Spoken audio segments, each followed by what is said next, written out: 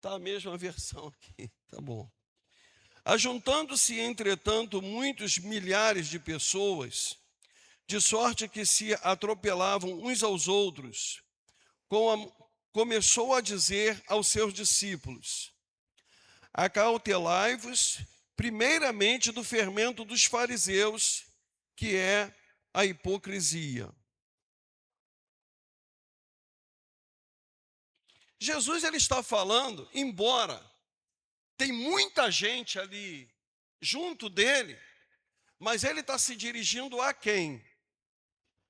Está dizendo aqui que ele começou a dizer aos seus discípulos. Ele não estava falando diretamente à multidão, ele estava falando aos seus discípulos. Por que ele estava falando aos seus discípulos? Porque ele sabia da tendência, ele sabia do perigo que ocorre com todos nós. E quando ele está dizendo que era para se acautelar, eu escrevi aqui que eu gostaria de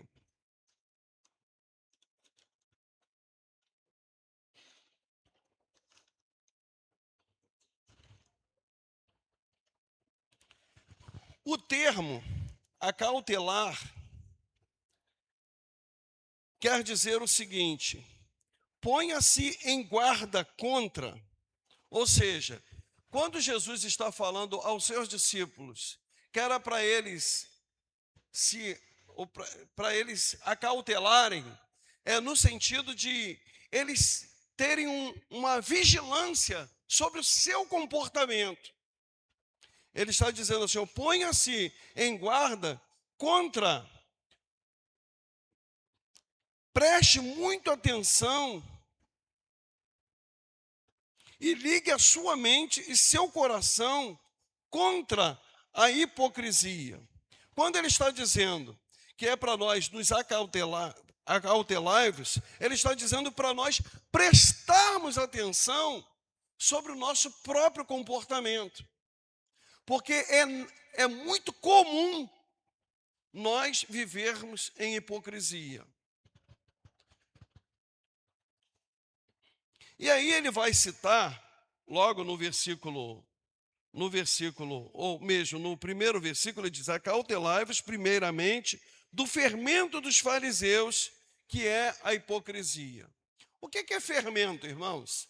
As irmãs que fazem bolo, que fazem massa, sabem que o fermento é uma substância que ele opera de dentro para fora, que ele se manifesta para aumentar a massa, né? E, e é algo que precisa. Aí, quando Jesus está falando isso aos seus discípulos, ele usa o fermento dos fariseus. Por quê? Por que ele está aqui citando os fariseus? Nós não queremos aqui pregar e falar sobre a hipocrisia dos fariseus, mas ele está aqui nos chamando a atenção para nós olharmos para o comportamento dos fariseus. Por quê? Os fariseus, eles faziam as coisas certas com a motivação errada. O que é fazer as coisas certas? Orar. Orar não é uma coisa certa? Orar é uma coisa certa. Aonde que o fariseu ia orar? Ele ia orar na praça. Ele ia orar para todo mundo ver que ele estava orando. Mas ele estava ali orando, aí estava fazendo uma prática puramente religiosa, sem vida, porque ele não estava pensando, ele não estava orando com seu coração voltado para Deus. Ele estava fazendo alguma coisa para mostrar para os outros. E aí, quando a Bíblia está nos falando hoje sobre para nós nos acautelarmos do fermento dos fariseus, é para que não ocorra o mesmo comportamento que ocorreu com os fariseus. Porque nós podemos fazer as coisas certas com a motivação errada. Um exemplo. O pastor vai estar lá. O pastor vai estar na reunião. Então, poxa, então eu quero participar porque o pastor está lá. Está certo isso? Não, está errado. Mesmo que o pastor não esteja lá, você deve ir. Você não cultua o pastor, você cultua a Deus.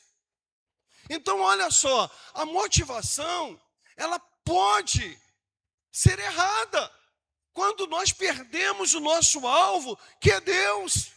Quando nós, em vez de fazermos as coisas para Deus, nós fazemos para nos mostrar, ou fazemos de forma política para alguém. E ainda ocorre o outro erro que acontecia com os fariseus. É que eles faziam aquilo para eles julgarem. Eles faziam daquela forma para eles julgar as pessoas e querer ensinar as pessoas, querer cobrar das pessoas. Mas o coração deles não estava na pessoa de Deus. Então, o que nós, como igreja, nós precisamos aprender com isso?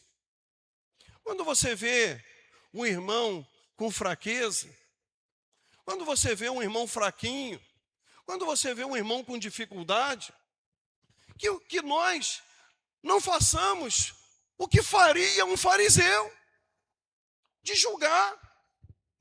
Irmão não quer nada, hein? Irmão agora não quer buscar a Deus. E muitas vezes, por essa hipocrisia, nós afastamos as pessoas de Deus. O Senhor, Ele não está aqui querendo resolver o problema da hipocrisia. Ele está nos chamando a atenção para nós termos cuidado sobre o nosso comportamento, porque com o nosso comportamento nós podemos afastar as pessoas de Deus. Você entende isso? Então, olha só, o nome da igreja, como é que é o nome da nossa igreja? Comunidade Evangélica em Amor e Graça. Irmão, nós temos que ter amor de verdade. O nosso amor não pode ser fingido, porque se for fingido, é hipocrisia. Nós não recebemos as coisas de Deus porque nós merecemos. Você não está aqui na casa de Deus nessa noite porque você merece. Você não está aqui porque você é bom. Você não está aqui por causa da sua autossuficiência. Você está aqui porque Deus te atraiu, porque Ele te salvou, Ele te chamou, Ele mudou a tua história. E aí essa vida que nós recebemos é a vida que nós temos que também dizer para o nosso irmão. Irmão, você está fraco, ou melhor, nem fale de um fraco, né? Um dia desses o meu filho acabou me dando uma lição que eu achei muito importante. O Davi, uma colega dele passou numa prova e uma outra colega não passou. Aí o Davi saiu lá de casa para ir lá poder aconselhar, socorrer a sua amiga, né? Eu falei assim: Davi, o que você falou para ela? Eu fiquei curioso, né? Davi, o que você... Aí ele falou assim: pai, tem momentos na vida que a gente não precisa de palavras, a gente precisa só de um abraço. E foi o que eu fiz. Sabe? Então, irmãos, é assim. Agora, nós todos precisamos de fazer o mesmo uns com os outros. Às vezes você não tem palavra. Às vezes você não sabe nem o que falar. Mas você pode chegar para um irmão e dizer: irmão, posso te dar um abraço? Irmão, deixa eu te dar um abraço. Né? Então, mostremos o nosso amor aos nossos irmãos. Quando você vê um irmão do seu lado, irmão, vê a graça de Deus, vê o milagre de Deus, porque é Ele que salva, é Ele que transforma, é Ele que nos buscou. Então, que nós possamos viver esse amor de Deus. E aí, o que a palavra de Deus vai nos dizer, Vamos adiante aqui, ó. Mas nada há encoberto que não haja de ser descoberto, nem oculto que não haja de ser sabido. Porquanto tudo, versículo 2 e 3 que eu estou lendo. Versículo 3 agora. Porquanto tudo que em trevas dissestes, a luz será ouvido. E o que falastes ao ouvido no gabinete, sobre os telhados será apregoado. Sabe o que o Senhor ele está dizendo aqui para nós? É que tudo que nós falamos, tudo que nós fazemos, tudo isso é conhecido diante de Deus.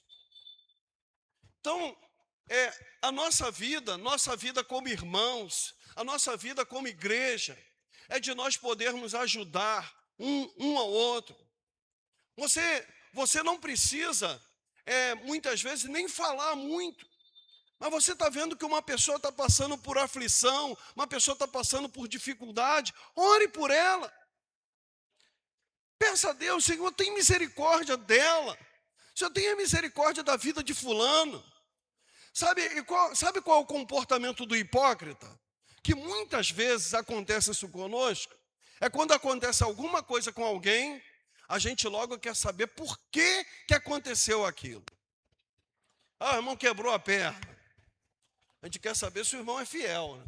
Não é fiel? O que aconteceu? Mas por que o irmão quebrou a perna? Sabe, irmão, a gente tem que parar com essa mania, com esse jeito de julgar as pessoas. A gente tem que pedir a Deus, Senhor, tem misericórdia do irmão lá que quebrou a perna, Senhor. Senhor, que essa perna que ele quebrou, que isso não traga sequelas, que isso não traga prejuízos dele ser mandado embora do emprego, ou quem sabe que ele é autônomo e quebrou a perna e precisa de ajuda. Senhor, socorre ele. Irmãos, a igreja que se chama Comunidade Evangélica em Amor e Graça não pode ser uma igreja que julga seu irmão. Nós não podemos, esse não é o comportamento. Agora entenda bem, irmãos, é natural, você precisa de lutar contra a sua própria natureza, porque eu sou assim, eu quero julgar, eu quero saber os porquês, mas eu preciso entender que para viver na vontade de Deus, no caminho de Deus, eu preciso me render, e eu não posso mais viver como vive o mundo. Irmão, você foi chamado do mundo para fora do mundo. Deus, ele te chamou como santo, como herdeiro das coisas de Deus. Nós somos agora, irmãos, sacerdotes reais. Nós somos nação santa. Nós somos o povo que Deus nos tirou das trevas para a sua maravilhosa luz. Agora, irmãos, esse poder acontece quando nós nos submetemos à sua palavra e dizemos, Senhor, eu quero viver a tua palavra. Porque o texto aqui está dizendo de que tudo que nós fazemos está diante de Deus. Irmãos, eu como pastor, eu me pergunto, será se eu leio a Bíblia porque eu tenho que dar estudo, eu tenho que pregar? Porque eu tenho que me fazer essa pergunta. Porque se eu faço somente isso, por causa da minha motivação que eu sou pastor, antes de ser pastor, eu tenho que ser um servo de Deus. Antes de ser pastor, eu sou um crente em Cristo Jesus. Que assim como eu prego para você, para que você conheça a palavra, que você se alimente da palavra, eu também tenho que me alimentar da palavra. Porque eu também preciso da palavra. É a palavra que me alimenta. Eu preciso de ter fé. Eu preciso de ter confiança. E isso acontece diante de Deus, que é o Deus das nossas vidas, que conhece, que nos conhece, quando ninguém está vendo. E nós permanecemos diante dele. Versículo 4, digo-vos, amigos meus, não temais os que matam o corpo e depois não têm mais o que fazer, mas eu vos mostrarei a quem deveis temer. Temei aquele que depois de matar tem poder para lançar no inferno. Sim, vos digo, a esse temei. Irmãos, nós somos bem-aventurados, porque nós tememos ao Senhor. Estava aqui contando para umas meninas, essa semana eu perguntei a elas, vocês sabem? Não, eu falei assim, vocês precisam temer ao Senhor. Ela, mas pastor, o que é temer? Aí eu falei assim, olha, temer a Deus é quando você tem a oportunidade de fazer a coisa errada, mas porque você sabe que aquela coisa errada que você vai fazer vai entristecer a Deus, então você não faz a coisa errada, não porque você não está tendo vontade, mas porque você quer agradar a Deus. Então isso é temer a Deus. E aí, irmãos, o texto está dizendo que nós temos que temer, não aquele que pode matar o corpo, mas aquele que, além de matar, pode ainda mandar a pessoa para o inferno. Então nós estamos diante de um Deus que nós precisamos viver e servir. Versículo 5, mas eu mostrarei a quem deveis temer. Temei aquele que depois de matar tem poder para lançar no inferno. Sim, vos digo, a esse temei. Não se vendem 5 passarinhos por 2 cetis, e nenhum deles está esquecido diante de Deus. Sabe o que Deus está dizendo para nós aqui?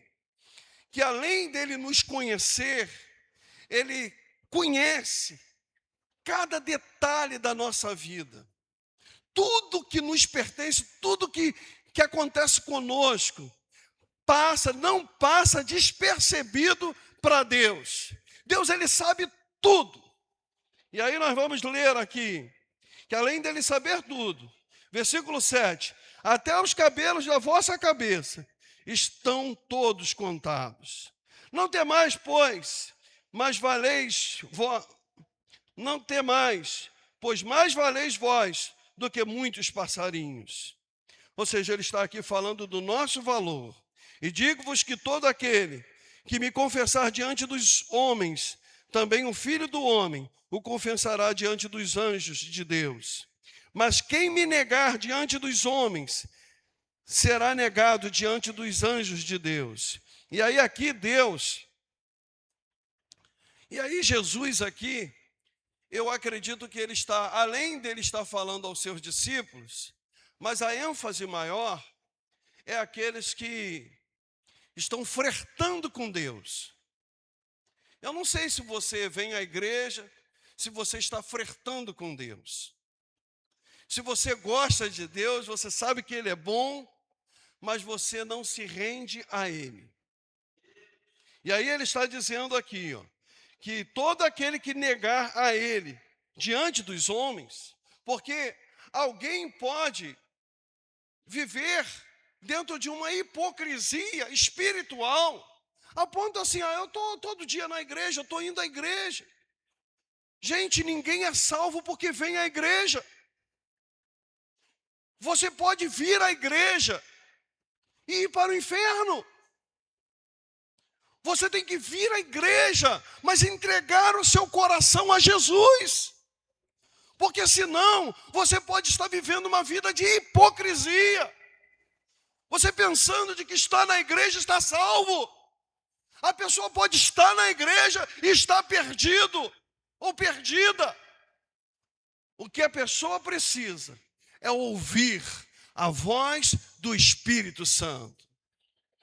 Irmãos, a voz do Espírito Santo, ele fala a todos nós. Sabe, irmãos, tem muitas pessoas dentro da igreja que precisam ouvir a voz do Espírito Santo. E aí, tem algumas pessoas que às vezes elas começam a brincar de mentir. Eu estava brincando, eu não estava falando a verdade. Mas, irmãos, com Deus ninguém se brinca, ninguém brinca. Nós temos que viver a verdade. E digo-vos, versículo 8, que todo aquele que me confessar diante dos homens, também o Filho do Homem o confessará diante dos anjos de Deus. Versículo 9, mas quem me negar diante dos homens será negado diante dos anjos de Deus. Sabe o que Jesus está nos afirmando aqui? Que o caminho dele não tem mentira, o caminho dele não tem engano, o caminho dele é de verdade. E aquilo que ele está falando é verdade. Porque no dia do juízo, muitas pessoas vão chegar diante de Deus e vão dizer: Senhor, eu profetizei no teu nome. Senhor, eu fiz milagres no teu nome. E o Senhor vai dizer assim: aparta-te de mim, porque eu não te conheço. Aí ele vai dizer: porque estive nu e não me vestiste. Agora que entra a voz do Espírito Santo. Tem crente que abafa a voz do Espírito Santo. Irmãos, nós temos que nos render. Nós temos que nos render à voz do Espírito Santo. Tem pessoas que não ajudam ninguém, porque ele nunca tem condições.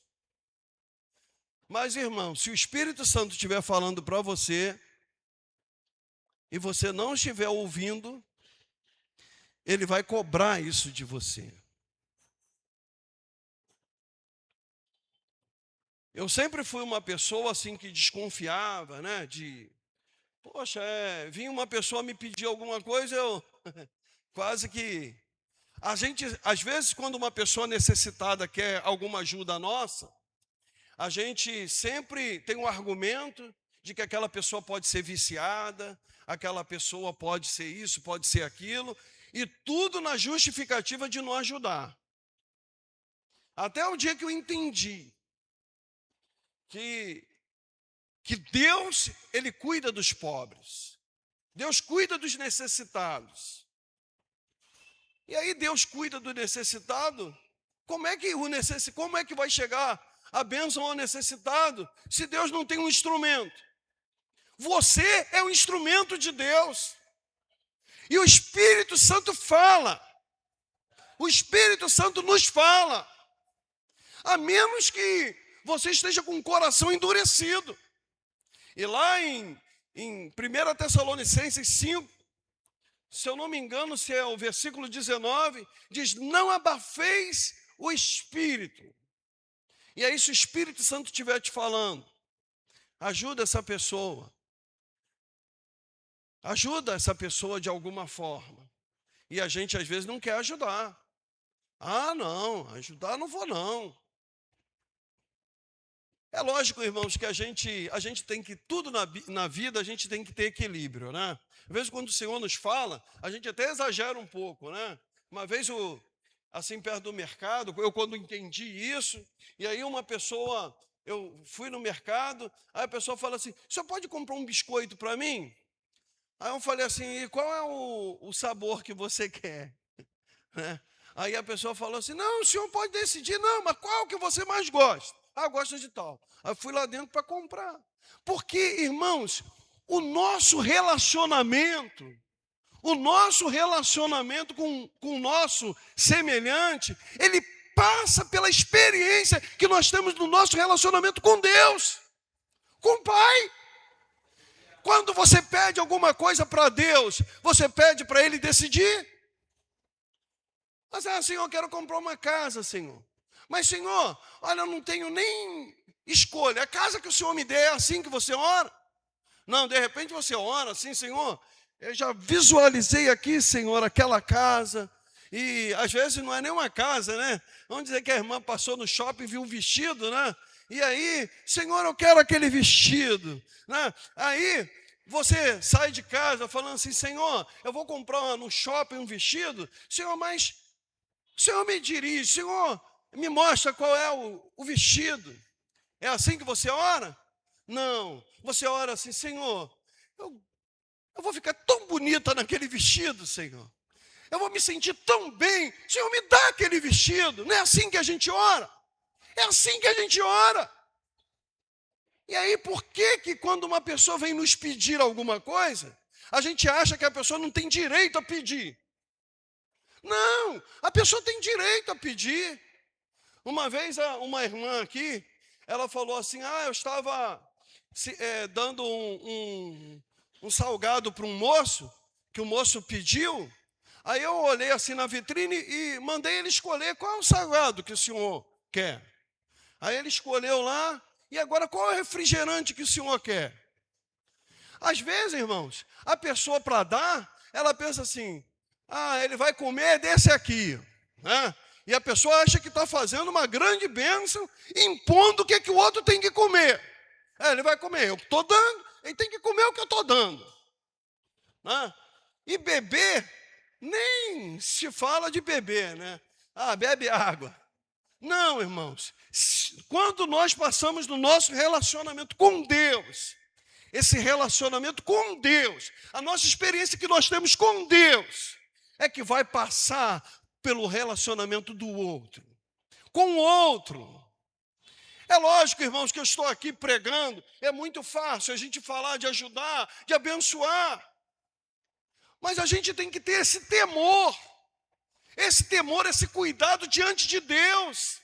Da gente dizer assim, eu infelizmente, até mesmo eu estava ouvindo o irmão falando de que às vezes a gente precisa de dar uma satisfação à pessoa, né? Às vezes você não tem, você está sentindo de não dar, mas você tem que falar com a pessoa, né? Tratar as pessoas como se fosse um animal virando, não tem não. Né? Eu estou falando isso porque muitas vezes a gente automaticamente, a gente faz assim. Mas quando a Bíblia está falando, acautelai-vos da hipocrisia. Porque às vezes a gente quer que Deus nos trate de um jeito, mas na hora da gente tratar o semelhante de Deus, a gente trata do jeito que a gente quer. E aí Jesus ele fala assim, olha, naquele grande dia, porque eu tive fome e não me deste de comer. Tive enfermo e não me fostes visitar. Então, a gente vê que a obra de Deus, o trabalho da igreja, é de cuidar de vidas. Deus te chamou para você cuidar de vidas. É para mim e você, para nós cuidarmos de vida, cuidarmos dos nossos irmãos e cuidarmos daqueles que vão chegar. São muitas pessoas carentes, muitas pessoas necessitadas e que nós precisamos de cuidar.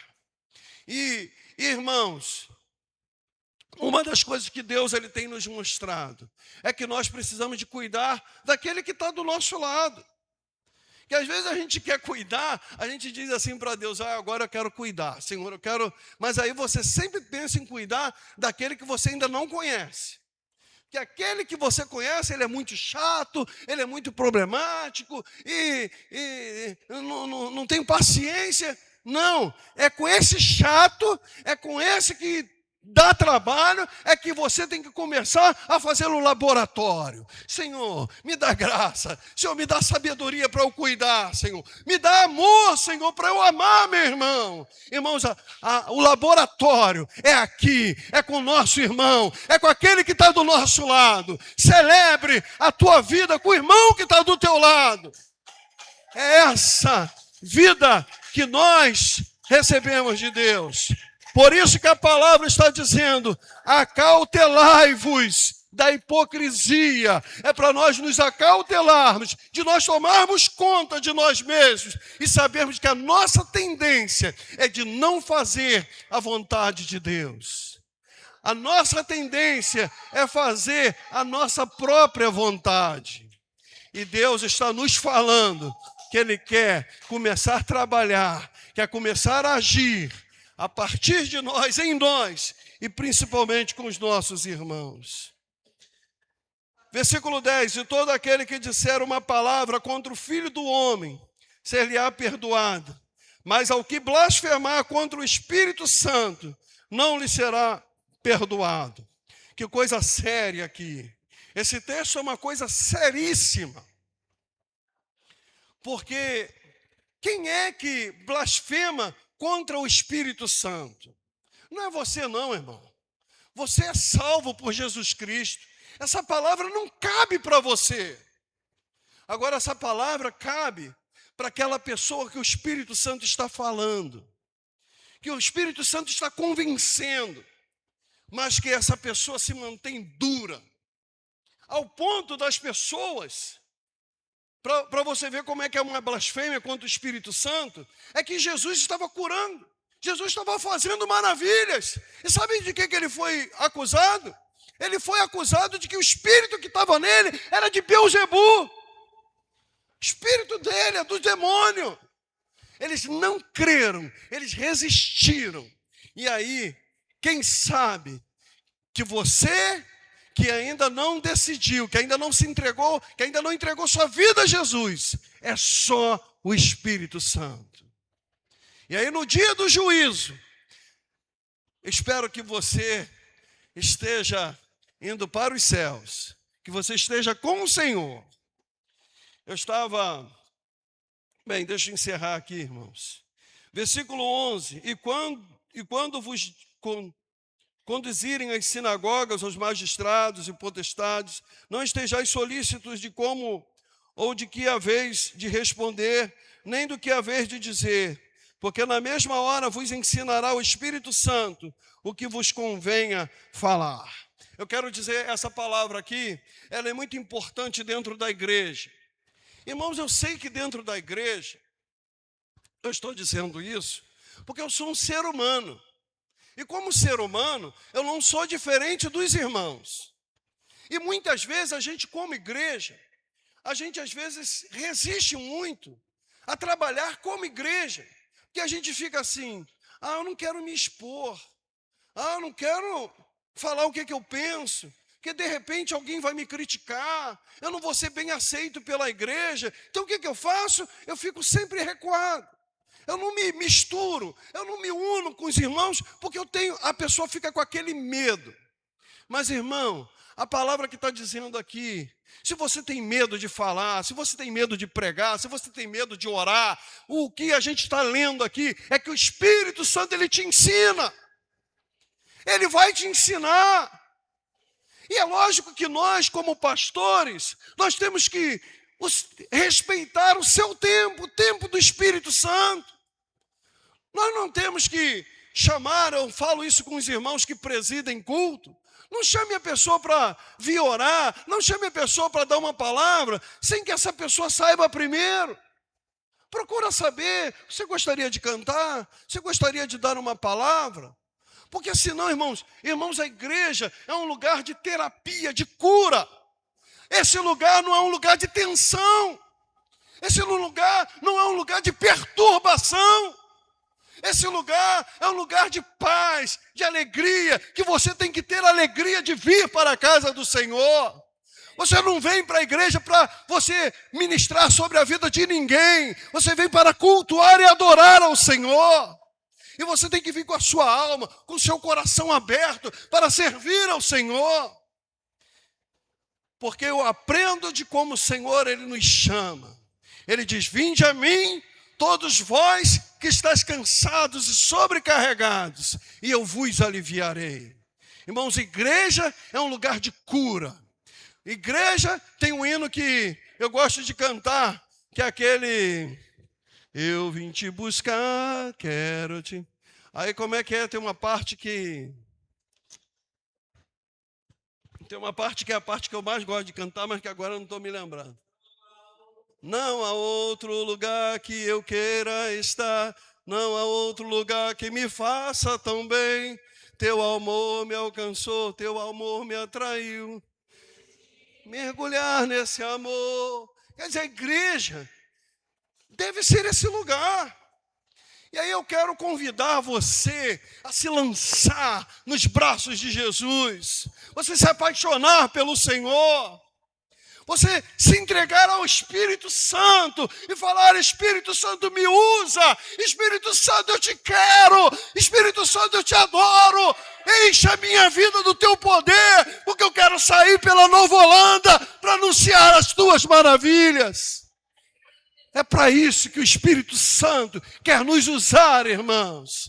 Para que a Nova Holanda possa conhecer a Jesus que te salvou, que tirou você das trevas, que tirou você da mão do inimigo e que te faz agora um vencedor.